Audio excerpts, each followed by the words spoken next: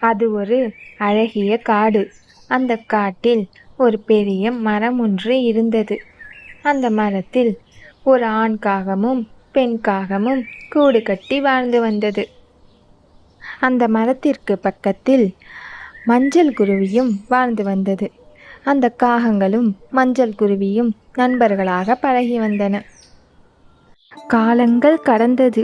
அப்பொழுது கருணாக பாம்பு ஒன்று அந்த மரத்தின் கீழே இருந்த கரையான் புற்றில் குடியேறியது.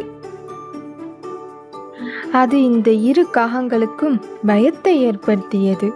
அது தன் முட்டையை தின்று விடுமோ என்று அந்த பெண் காகம் பயந்தது. அந்த காகங்கள் பயந்தது போலவே நடந்தும் விட்டது. இந்த காகங்கள் இரை தேட சென்றிருந்த சமயத்தில் அந்த நாகப்பாம்பு மேலே வந்து முட்டையை தின்றது. அதை அந்த பெண் காகம் பார்த்து விட்டது. ஆனால் இந்த காகங்களால் அந்த கருநாக பாம்பை என்ன செய்ய முடியும்? தன் முட்டைகளை இழந்த சோகத்தில் அந்த 2 காகங்களும் அமர்ந்திருந்தன. அப்பொழுது அந்த பக்கத்து மரத்தில் இருக்கும் மஞ்சள் குருவி வந்தது. ஏன் இருவரும் சோகமாக இருக்கிறீர்கள் என்று கேட்டது. அதற்கு அந்த காகங்கள், இந்த கருநாக பாம்பு எங்கள் முட்டைகளை தின்றுவிட்டது என்று சோகமாக கூறின. அப்படியா? அடப்பாவமே! அப்படியென்றால் இப்பொழுதே இந்த கருநாகத்தை விரட்ட நான் உங்களுக்கு ஒரு யோசனையை கூறுகிறேன் என்றது அந்த மஞ்சள் குருவி. சொல் சொல், சீக்கிரம் சொல். உடனே அந்த பாம்பை இங்கிருந்து விரட்ட வேண்டும். அதற்காக நான் என்ன வேண்டுமானாலும் செய்வேன் என்றது அந்த ஆண் காகம்.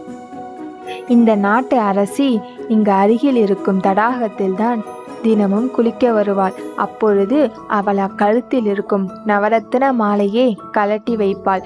நீ அவள் கலட்டி வைக்கும் சமயத்தில் நீ அந்த மாலையை எடுத்து கொண்டு வந்து இந்த புற்றில் போட்டுவிடு.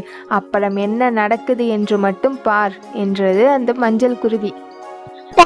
அப்படியே இந்த வீடியோக்கு ஒரு லைக் போட்டுட்டு நம்ம சேனலை சப்ஸ்கிரைப் பண்ணிடுங்க.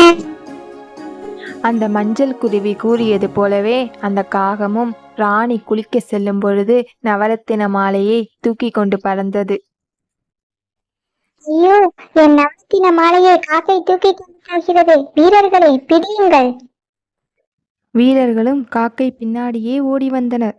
காகம் அந்த மாலையை குருவி சொன்னது போலவே புற்றில் போட்டது. உடனே வீரர்கள் அந்த மாலையை எடுக்க புற்றை இடிக்க தொடங்கினர். உடனே பயந்த அந்த கருநாகமோ எங்கே நம்மை கொன்று விடுவார்களோ என்று பயந்து அந்த புற்றை விட்டு ஓடிவிட்டது. பிறகு என்ன?